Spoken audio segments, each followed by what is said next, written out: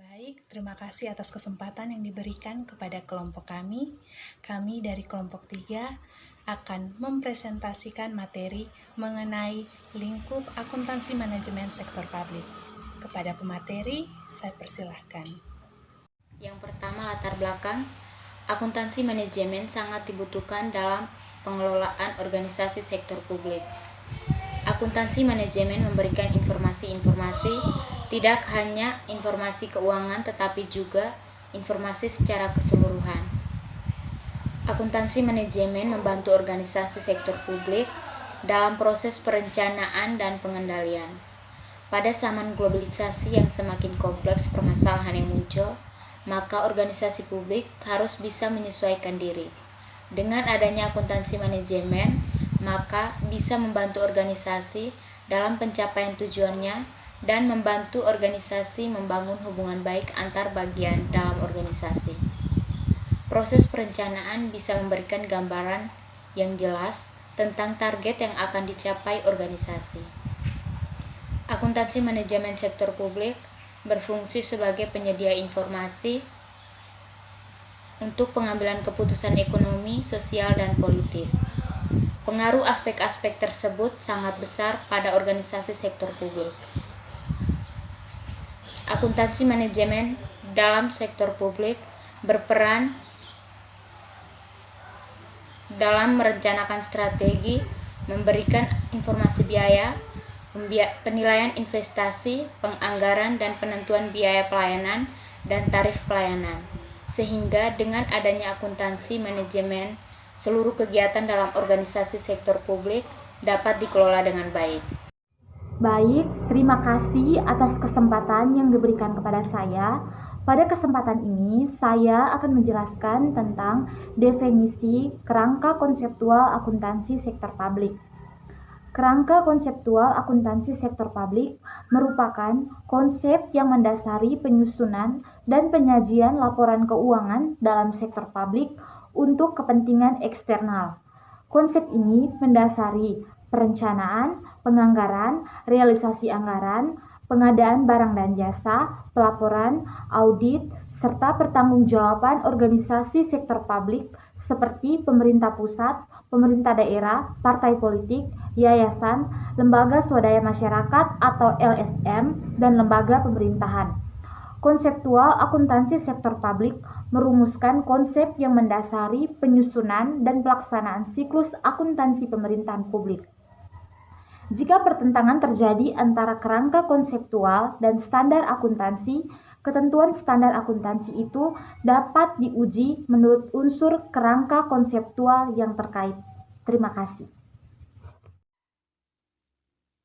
Yang berikut saya akan menjelaskan tentang tujuan dan peranan kerangka konseptual akuntansi sektor publik. Kerangka konseptual akuntansi sektor publik disusun dengan berbagai tujuan. Yang pertama, tim penyusunan standar akuntansi keuangan sektor publik dalam tugasnya. Yang kedua, penyusunan laporan keuangan untuk memahami praktik akuntansi menurut prinsip akuntansi yang secara lazim dan standar akuntansi keuangan sektor publik. Yang ketiga, auditor dalam memberi pendapat mengenai apakah laporan keuangan disusun sesuai dengan prinsip akuntansi yang berterima umum.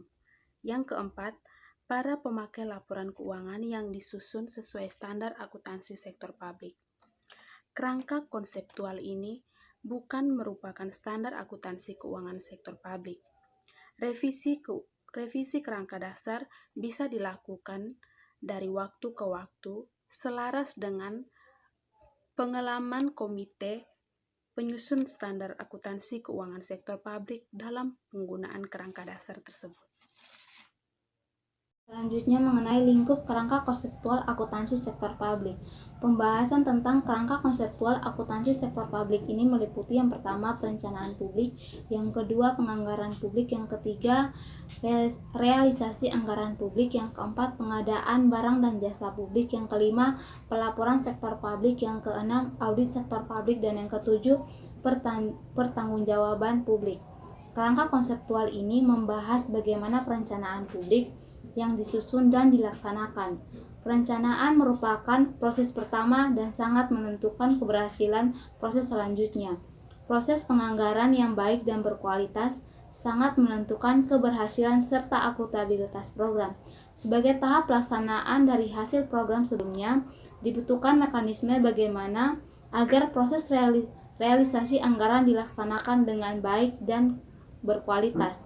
Laporan keuangan dan laporan kinerja organisasi sektor publik disusun serta disajikan sekurang-kurangnya setahun sekali untuk memenuhi kebutuhan sejumlah besar pemakainya. Laporan keuangan sektor publik dihasilkan dari proses pelaporan keuangan dalam organisasi-organisasi sektor publik. Kerangka konseptual juga akan membahas jalannya proses dan pelaksanaan audit sektor publik yang berkualitas. Audit yang berkualitas adalah proses pelaksanaan audit yang sesuai dengan standar yang berlaku. Pertanggungjawaban merupakan proses terakhir dalam siklus akuntansi sektor publik dan juga tahap terakhir dari penentuan tercapainya atau tidak tercapainya program secara keseluruhan. Baik, saya akan menjelaskan tentang fondasi akuntansi manajemen sektor publik.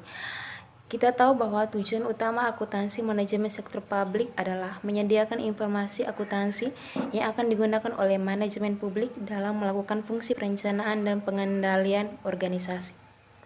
Informasi akuntansi diberikan sebagai alat atau sarana untuk membantu manajer menjalankan fungsi-fungsi manajemen sehingga tujuan organisasi dapat tercapai. Fondasi akuntansi manajemen sektor publik terdiri atas yang pertama organisasi. Organisasi terdiri atas struktur dan sistem. Kedua, perilaku. Perilaku itu ada dalam setiap anggota organisasi itu aspek aksi dan kecenderungan. Yang ketiga, akuntansi. Akuntansi itu terdiri atas aspek teknis dan strategis. Yang keempat, psikologi. Psikologi terdiri atas aspek emosional dan mental. Terima kasih. Berikut saya akan menjelaskan mengenai penerapan ilmu teknologi dalam bidang akuntansi. Peran teknologi informasi dalam membantu proses akuntansi perusahaan atau organisasi telah berlangsung. Alasan utama penggunaan IT dalam akuntansi ialah efisiensi, penghematan waktu dan biaya. Alasan lain termasuk efektivitas, mencapai hasil output atau laporan keuangan dengan benar. Alasan lainnya yaitu ditambah dengan perlindungan atas aset. Level ini mempunyai ciri khas yaitu teknis, repetitif, prosedural, standar, dan dapat membuat bosan. Contohnya, akuntansi yang menangani transaksi pembelian, penjualan, pengiriman barang, pembayaran transaksi, penerimaan hasil penjualan, dan penyusunan laporan. Ciri khas ini yang menjadi alasan utama mengapa teknologi informasi sangat berkaitan erat dengan akuntansi.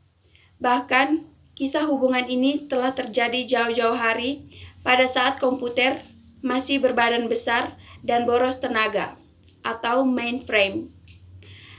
Peran IT dalam akuntansi masih sangat penting dan bahkan semakin penting. Kemajuan pesat IT sangat berpengaruh terhadap perkembangan dan aplikasi ilmu akuntansi. Munculnya banyak istilah IT menunjukkan bahwa dunia akuntansi akan semakin kompleks, tidak hanya berkutat pada jurnal dan penyusunan laporan keuangan saja. Ini membuat dunia akuntansi lebih menarik. Peran akuntan dapat meliputi 3 bidang, yaitu perancang, penggunaan, dan pemeriksa atau auditor. Dalam ketiga peran ini, TI akan sangat berperan dalam kesuksesan kerja akuntan. Sekian. Berikutnya saya akan menjelaskan mengenai contoh peranan teknologi dalam akuntansi sektor publik, yaitu yang pertama, kemudahan yang diberikan oleh pemerintah melalui layanan pembayaran pajak secara online yang nantinya dapat diakses melalui website www.pajak.go.id. Yang kedua adalah kemudahan transaksi bagi masyarakat, baik itu transfer, penarikan, maupun penyimpanan tunai dengan menggunakan kartu ATM. Yang ketiga adalah penerapan Exact atau Excel for Accounting yang merupakan solusi software akuntansi berbasis Excel yang ringan, cepat, mudah dimodifikasi, dan mudah digunakan, serta otomatis dalam mencetak laporan keuangan. Demikian hasil presentasi dari kelompok kami. Sekian dan terima kasih. Lily was a little girl, afraid of the big white world.